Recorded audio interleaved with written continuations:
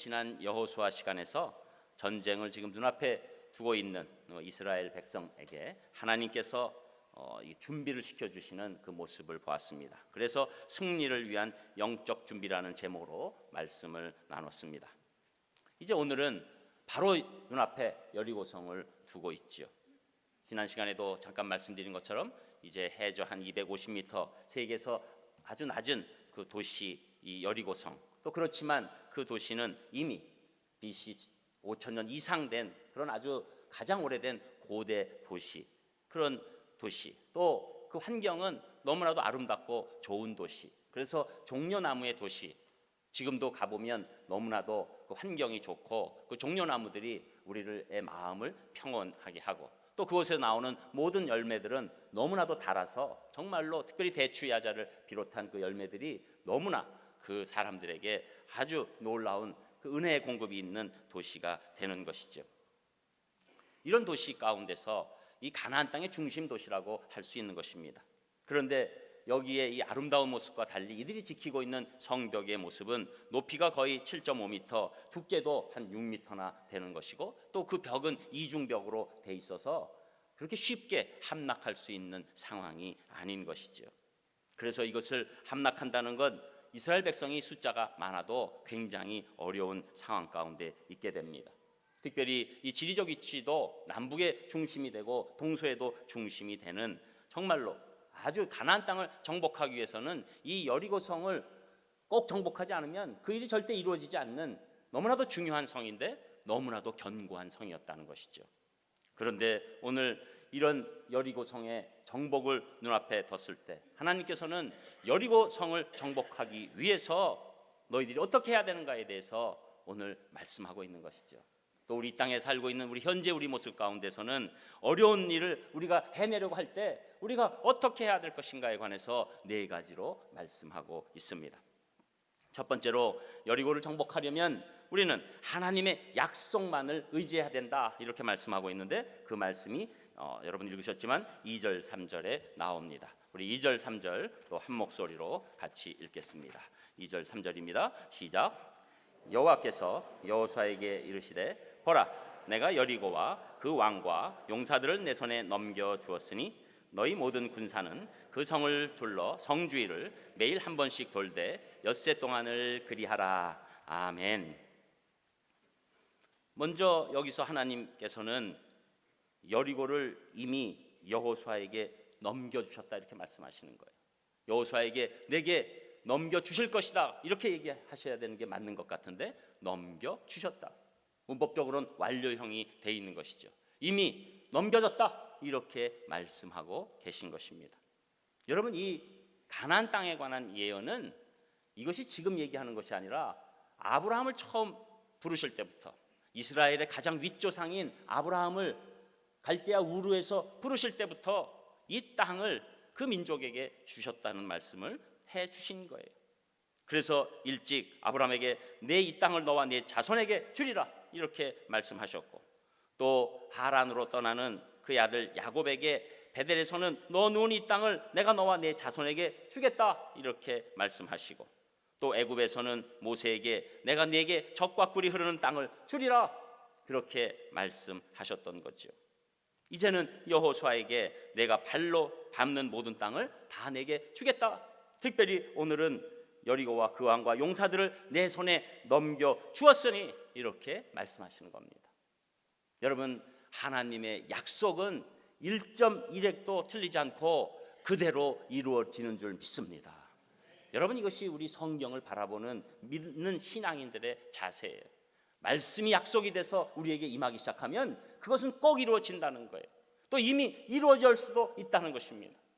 그래서 오늘 여호수아에게 하나님께서 주시는 말씀 가운데서는 약속의 말씀만 붙들고 너희가 정면 돌파하면 그 약속대로 너희가 여리고성을 정복하고 승리가 시작될 것이다, 이렇게 말씀해 주시는 거죠. 여러분, 그렇기 때문에 우리가 이 약속의 말씀을 받는 것이 굉장히 중요해요. 여러분, 저는 여러분들이 오늘도 약속의 말씀을 받으시기를 주님의 이름으로 축복합니다. 나에게 오는 그 약속의 말씀이 너무나 소중한 거예요. 그 약속의 말씀을 받고 내가 하나님의 힘으로 돌파하기 시작할 때 그때 놀라운 일이 일어나게 되는 것이죠. 그래서 우리 앞에 닫혀져 있는 어떤 문도 열린 문으로 바꿔주신다고 말씀해 주시는 겁니다. 그래서 요한계시록 3장 8절에 보면 볼지어다 내가 내 앞에 열린 문을 두었으되 능히 닫을 사람이 없으리로다, 이렇게 말씀하십니다. 또 우리 앞에 이 약속의 말씀을 의지하면 시온의 대로가 열린다고 말씀하시는데 시편 84편 5절에 보면 주께 힘을 얻고 그 마음에 시온의 대로가 있는 자는 복이 있나이다, 이렇게 고백하는 것이죠. 또한 약속의 말씀을 의지하고 나가면 어떠한 장애물도 평평하게 만들어주시는데 그 말씀이 스가랴 4장 7절에 보면 큰 산아 네가 무엇이냐, 네가 스룹바벨 앞에서 평지가 되니라, 이렇게 말씀해 주시는 겁니다. 저는 여러분 인생에 어떠한 장애물이 있을지라도 약속의 말씀을 믿고 여러분 그것이 하나님 안에서 놀라운 일이 일어나는 계기가 되시기를 주님의 이름으로 축복합니다. 그리고 두 번째로 여리고를 정복하기 위해서는 하나 되어서 예배해야 된다고 말씀하고 있는데 그 말씀이 4절에서 7절까지 나옵니다. 조금 길지만 우리 4절에서 7절까지 또 한 목소리로 읽겠습니다. 4절 시작. 제사장 일곱은 일곱 양각 나팔을 잡고 언약궤 앞에서 나아갈 것이요 일곱째 날에는 그 성을 7번 돌며 그 제사장들은 나팔을 불 것이며 제사장들이 양각 나팔을 길게 불어 그 나팔 소리가 너희에게 들릴 때에는 백성은 다 큰 소리로 외쳐 부를 것이라. 그리하면 그 성벽이 무너져 내리리니 백성은 각기 앞으로 올라갈지니라 하시매 눈의 아들 여호수아가 제사장을 불러 그들에게 이르되 너희는 언약궤를 메고 제사장 7은 양각 나팔 7을 잡고 여호와의 궤 앞에서 나아가라 하고 또 백성에게 이르되 나아가서 그 성을 돌되 무장한 자들이 여호와의 궤 앞에 나아갈지니라 하니라. 아멘. 여러분 오늘 이 조금 긴 말씀을 우리가 4절에서 7절을 읽었을 때 중심적인 단어가 언약궤라는 단어죠. 그래서 언약궤 앞에 제사장이 서고 또 제사장이 앞에 가장 준비된 군사들이 서는 것입니다. 그리고 그 뒤에 또 백성이 따르는 모습이 우리 그림 가운데 나오는 거예요. 그 사람들이 이제 도는 거에 관해서 이제 당연히 얘기가 나오는 것이죠. 그래서 매일 한 번씩 여리고성 돌고 7번째 날 7번 도는 것을 명령했을 때 그 명령이 중요하기도 하지만 더 중요한 것은 이 모든 것이 언약궤를 중심으로 해서 이들이 행진하고 있다는 거예요. 여러분 전쟁에서 지금 우리가 다른 전략을 짜야 될 텐데 왜 언약궤를 중심으로 하라고 하나님께서 말씀하십니까? 여러분 여리고를 정복하기 위해서는 또 우리가 어려운 일을 해내려고 할 때 그때 중요한 것이 있는데 이 모든 것 다 하나님께서 하신다는 거예요. 하나님께서 하신다는 거. 그래서 다른 존재가 아닌 하나님께서 이 모든 전쟁과 우리를 위해서 싸워주심이 하나님께서 해주시기 때문에 우리가 그분을 높이는 것을 먼저 해야 된다. 언약궤라는 게 무슨 뜻입니까? 언약궤는 하나님의 임재를 뜻하는 것이죠. 언약궤를 대한다는 것은 하나님이 우리 안에 계시다는 것을 같이 느끼는 것입니다. 그리고 언약궤를 앞세우고 이동하고 나팔을 부는 것은 가장 중요한 예배의 형태가 되는 것이죠.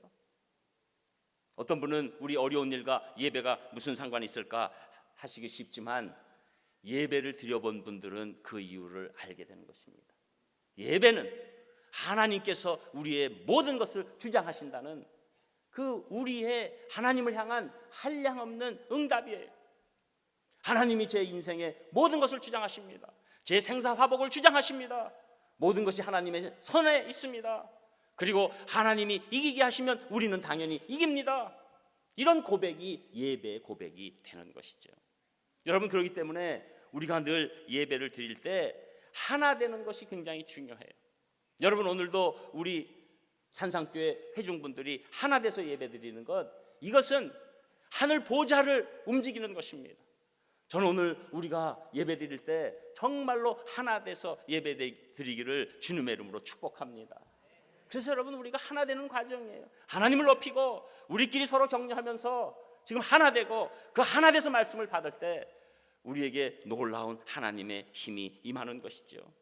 여러분 이렇게 행군하는 것은 의도적으로 우리 모든 삶의 중심에 언약궤가 있습니다. 우리 모든 삶의 가장 중심은 예배입니다. 이렇게 고백하게 되는 것입니다. 여러분, 그래서 오늘 주일날 예배 드리는 것도 우리 인생의 가장 중심적인 삶의 행동이 되는 것이죠. 그래서 오늘 이 예배가 귀한 것입니다. 특별히 우리가 하나 돼서 드리는 예배가 너무나 소중한 거예요. 오늘 이 이스라엘이 여리고성을 무너뜨리는 과정 가운데 하나 된 모습, 이것이 완전하게 드러났을 때 하나님께서 기뻐하시고 하나님께서 전쟁의 주인이 되셔서 놀라운 승리를 이들에게 안겨주시는 거죠. 우리가 역대하 20장에도 보면 모압과 암몬의 연합군의 침략을 맡게 된 여호사밧이 승리를 했을 때 특이한 방법으로 승리합니다. 성가대를 먼저 조직하고 성가대와 함께 한마음 돼서 경배와 찬양을 올렸을 때 놀라운 크나큰 승리가 그들에게 임하게 된 것이죠. 그래서 여러분, 어떤 닫힌문도 예배를 통해서 열리기 시작하는 것입니다. 그래서 사도 바울은 고린도후서 10장 4절에 보면 우리가 싸우는 병기는 육체에 속한 것이 아니요 오직 하나님 앞에서 견고한 진을 파하는 강력이라. 저는 우리의 예배가 강력인 줄 믿습니다. 어떠한 것도 다 이길 수 있는 힘인 줄 믿습니다. 여러분, 아무리 우리 마음이 쓰러지고 넘어지고 안타까워도 예배로부터 하나님의 힘을 받으면 우리가 그것을 온전히 이길 수 있는 힘과 용기와 하늘에서 보는 조망이 우리에게 임하게 되는 것입니다. 여러분, 우리에게 정말로 중요한 것은 예배드리면서 우리 인생을 하나님의 시각으로 보는 거예요. 하나님의 시각으로 보면 무엇이 중요한지 무엇이 경한지 알게 돼요. 우리가 밑에서 인생을 내 스스로 바라보기 시작하면 무엇이 중요한지 무엇이 경한지 혼동하다가 그 인생이 망가지는 것입니다.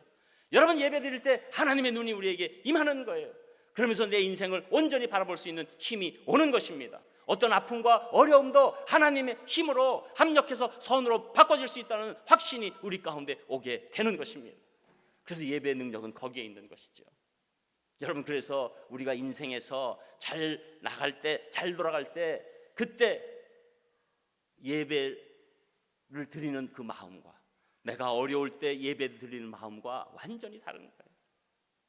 내가 모든 것 잘 돌아갈 때는 그냥 그 힘이 그냥 유지됐으면 하는 생각이 있습니다. 그러나 내 어렵고 힘들 때 하나님이 도와주시지 않으면 내가 내 인생을 온전히 바라볼 수가 없습니다. 하나님이 함께 하시지 않으면 내 인생은 너무 비참합니다. 하나님이 함께 하시지 않으면 저는 아무것도 아닌 존재 같습니다.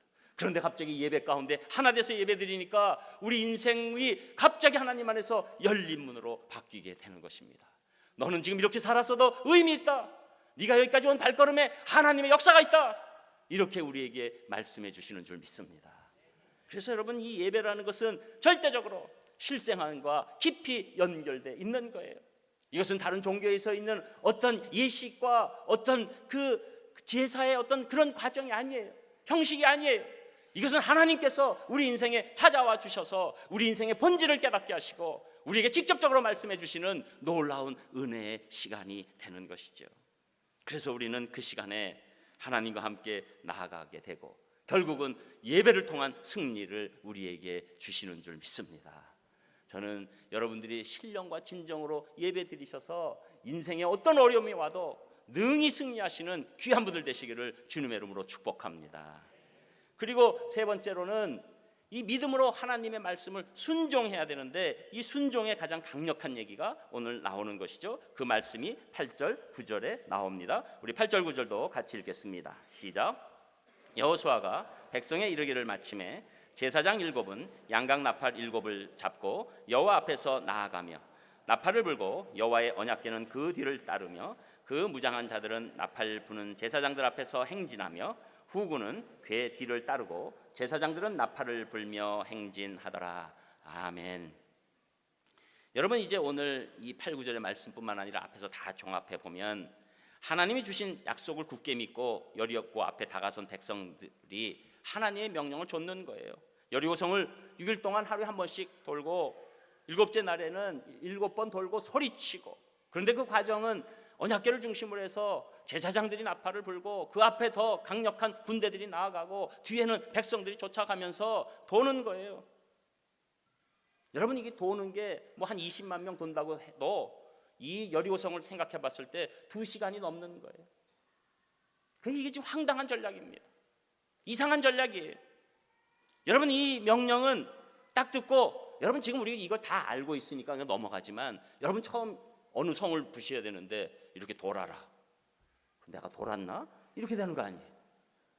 여러분 이게 얼마나 이상했으면 이거 제일 이것 때문에 이 설교에서 제일 많이 나오는 유머가 있는데 이 얘기 꼭 기억하셔야지 딴 데서 또 망신 안 당하세요. 어떤 목사님이 주일 학교에 내려가 가지고 애들이 이제 성경 공부 얼마나 잘했나 해가지고서 여리고성이 어떻게 무너졌니? 애들한테 하나 물어봤어요. 우리 주일학교 학생한테. 근데 얘가 깜짝 놀라면서 제가 안 그랬어요. 이 주일 학교 그 반사 선생님한테 찾아가 가지고서 얘가 물어보고 또 얘가 여리고성이 어떻게 무너졌는지 모른다는데요. 목사님이 이렇게 얘기하니까 이 선생님도 얘는 안 그랬죠. 근데 저도 안 그랬어요.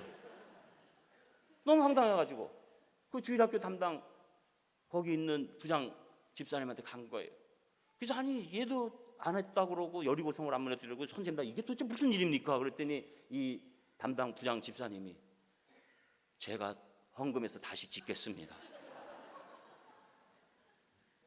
여러분 이렇게 황당하니까 이렇게 속잖아요. 근데 저는 산상교회 성도님들이 어디 가서 여리고성 어떻게 무너졌어요? 그러면 정말 조심해서 잘 대답해 주시길 바랍니다. 틀리려면 산상교회 안 다닌다고 해주세요. 이거 꼭 하셔야 됩니다.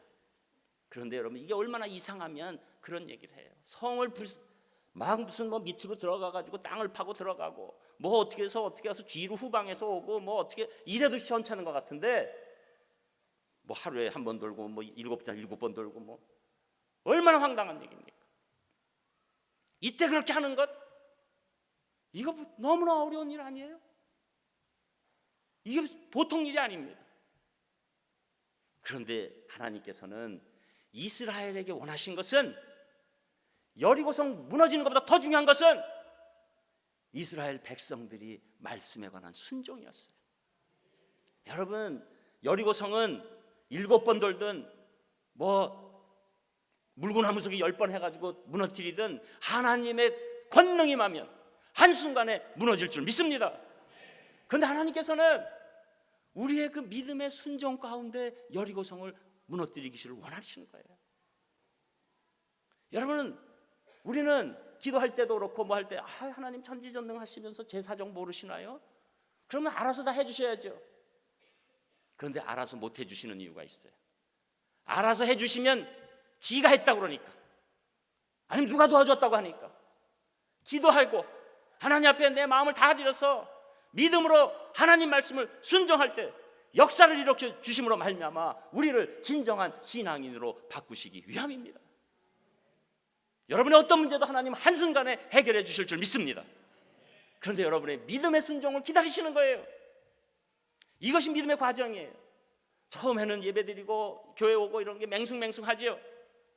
그러나 나의 여러 가지 일들이 오면서 조금씩 입을 떼고 하나님 앞에 간구하고 그 말씀에 나도 한번 쫓아가 볼까 이런 생각이 들면서 한 걸음 한 걸음 발을 떼기 시작합니다. 그러다가 어느 순간에 내가 이번엔 한번 순종해 봐야 돼. 그리고 하나님의 뜻을 이루어드리는 거예요. 그래서 하나님께서 응답하시면서 내가 너와 함께한다. 네 순종이 네 인생을 주장할 것이다. 이렇게 말씀해 주시는 겁니다.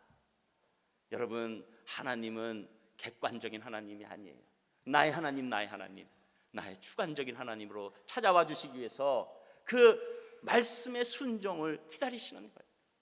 저는 여러분이 말씀을 받으실 때 다양하게 하나님께서 여러분 마음에 주시는 마음이 있을 줄 압니다.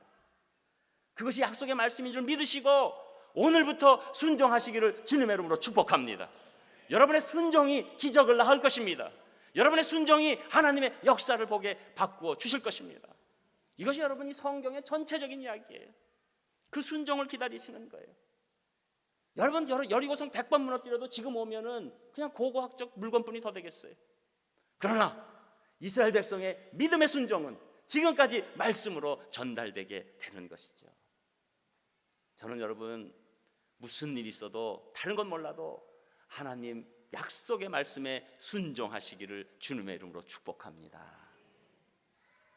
그래서 오늘 하나님께서는 이 모든 성경 가운데 중요한 것들을 한 가지 말씀해 주실 때 또 다른 제가 쉽게 설명드릴 수 있는 한 예가 있는데 그것은 이 엘리사가 문둥병을 고치러 이 한센시병을 고치러 찾아온 나하만 장군에게 요구했던 거예요. 하나님께서 말씀하신 것을 요구한 것이죠. 단지 요단강 가서 7번 목욕하라, 그렇게 얘기했어요. 그러니까 이 엄청난 나라의 나만 장군 입장에서는 가소로운 거죠. 그리고 얘기할 때 우리는 이 요단강보다 훨씬 큰 강이 있는데 이런 강에서 나보고 7번 목욕하면 낫는다고 가려고 했을 때 그 충신이, 아니 이거 어려운 것도 아니고 한번 해보면 되는데 왜 그렇게 하지도 않고 가려고 합니까? 한번 순종해 보세요, 이렇게 권면했지요. 요단강에 들어가서 목욕합니다. 한 번에서 변화 없죠. 두 번에서 변화 없죠. 계속 변화 없죠. 6번까지 변화 없죠. 그러나 웬일입니까? 7번 딱 순종하는 순간에 몸에 있는 한세시병이 다 떠나가고 너무너무 깨끗한 피부, 레이저로 확 지진 피부가 된 것입니다. 웃으시는 분은 의심해야 합니다. 왔다 갔다 하시는 거예요, 뭔가. 여러분, 저는 정말로 여러분 간단한 거라도 하나님의 말씀이 오늘 한 가지라도 순종하시는 귀한 분들 되시기를 주님의 이름으로 축복합니다. 그리고 끝으로 오늘 이 여리고성을 정복하기 위해서는 인내로 응답을 기다려야 한다. 그 말씀이 10절 11절에 나오는 것이죠. 우리 10절 11절도 한 목소리로 같이 읽겠습니다. 시작. 여호수아가 백성에게 명령하여 이르되 너희는 외치지 말며 너희 음성을 들리게 하지 말며 너희 입에서 아무 말도 내지 말라. 그리하다가 내가 너희에게 명령하여 외치라 하는 날에 외칠지니라 하고 여호와의 궤가 그 성을 한번 돌게 하고 그들이 진영으로 들어와서 진영에서 자니라. 아멘. 그런데 중요한 것은 이 도는 과정 가운데서 소리내지 말라는 거예요. 여러분, 이때 국민이 여기 있던 이스라엘 백성이 다 참여를 안 했을지라도 수십만이 참여했을 거라고 보여집니다. 그러면 돌 때 이게 아까도 말씀드렸지만 막 2시간 걸리고 이랬는데 얘기 안 하기가 얼마나 어렵습니까? 여러분, 20만 명이 얘기 안 한다는 거 얼마나 어려운 일입니까? 그 작게 잡아도 그 정도예요.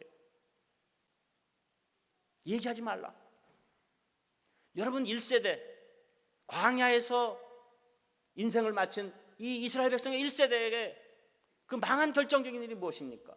하나님께서 약속하시고 공급하셔도 끝까지 기다리지 못하는 거 아니었어요? 불평하는 것 아니었어요?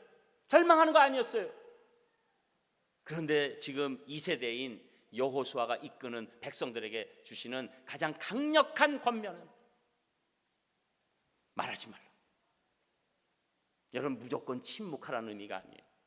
하나님의 약속을 믿고 그때까지 인내로 기다리라는 거예요. 여러분, 우리가 기도하다가 인내하지 못해서 미리 우리의 작업을 하는 경우가 얼마나 많이 있습니까? 아, 이건 하나님도 안 되는 거야, 이건 틀린 거야. 그러나 하나님께서는 약속의 말씀을 주시고 인내하라, 기다려라. 언제까지? 하나님의 때가 임할 때까지. 여러분, 이게 중요해요. 하나님의 때, 이게 중요합니다. 이 때를 놓치면 안 돼요. 또 이 때를 앞서가도 안 되고 이 때에 뒤서서 안 돼요. 하나님의 때를 기다리는 힘, 이것이 바로 신앙의 힘이에요. 여러분, 우리가 믿음이 있다는 것은 하나님께서 꼭 이루어 주실 것을 믿고 기다릴 수 있는 힘이에요. 어떤 분은 내가 기도하자마자 이렇게 됐으면 좋겠다, 저렇게 됐으면 좋겠다 하지만 다 하나님께서 원하시는 것은 인내로 기다리는 그 영적 힘을 원하시는 겁니다. 그래서 잠잠하라는 권면이 성경에 많아요. 출애굽기 14장 13절 14절에 보면 너희는 두려워 말고 가만히 서서 여호와께서 오늘날 너희를 위하여 행하시는 구원을 보라. 너희가 오늘 본 애굽 사람을 또다시 영원히 보지 못하리라. 여호와께서 너희를 위하여 싸우시리라. 너희는 가만히 있을지어다. 이것이 중요합니다. 그리고 하나님께서는 시편 또 37편 7절에서 여호와 앞에 잠잠하고 참아 기다리라. 자기 길이 형통하며 악한 꾀를 이루는 자를 인하여 불평하지 말지어다. 여러분, 왜 우리가 기다리기 어렵습니까? 내 기다릴 때 나는 힘든데 옆에서 전혀 신앙도 없고 아무것도 안 하는 것 같은데 막 일이 돌아가는 거예요. 거기에 여러분 쓰러지지 말라는 겁니다. 여러분, 세상 보면 나에게 보이는 사람들은 다 잘 돌아가는 사람들이에요. 여러분, 왜 지금 힘듭니까? 우리가 실제적으로 여러 가지 격차들이 많이 생기기도 했지만 TV를 보면 전부 다 잘 나가는 사람들이에요.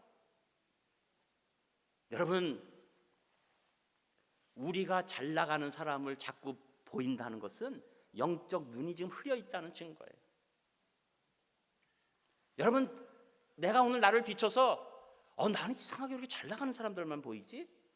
그러면 지금 영적 은혜가 임하지 않은 거예요. 우리가 잘 나가는 장소나 어떤 권력의 어떤 부분이나 그러면 사람은 계속 바뀌는데 그 장소는 계속 잘 나가는 거예요. 근데 사람은 바뀌어 있어요. 거기에 속지 마세요. 어느 지역이 잘 나가는 지역이에요. 그럼 거기서 변동이 있어서 계속 왔다 갔다 해요. 그 안에서도 안 나가서 나가고 또 들어오고 막 이래요. 근데 그거 가지고 계속 그 안에 있는 상태만 보고 여기 계속 잘 나가는데 난 계속 안 나가네. 이것은 너무나도 안타까운 일이에요.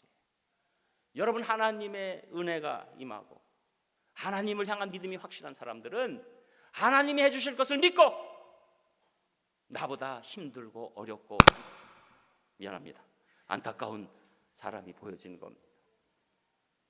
어느 분이 조신 분 없으시죠? 또 이상하게 핑계를 대고. 근데 여러분 자꾸 지금 청년들이 어려움도 이거예요. SNS를 통해서 서로 잘 나가는 모습을 계속 보여줍니다. 나는 절망만 하는 거예요. 그러다가 내가 나 이번에도 한번 확 써가지고 나도 한번 보여줘야지 해서 보여주는 순간에 또 옆에 있는 친구는 또 잘 나가는 사람만 보는 거예요. 저는 여러분, 하나님께서 주신 은혜를 인내로 바라보시기를 주님의 이름으로 축복합니다. 여러분에게 꼭 응답하실 줄 믿습니다. 합력해서 이것이 최선이다 확증시켜 주실 줄 믿습니다.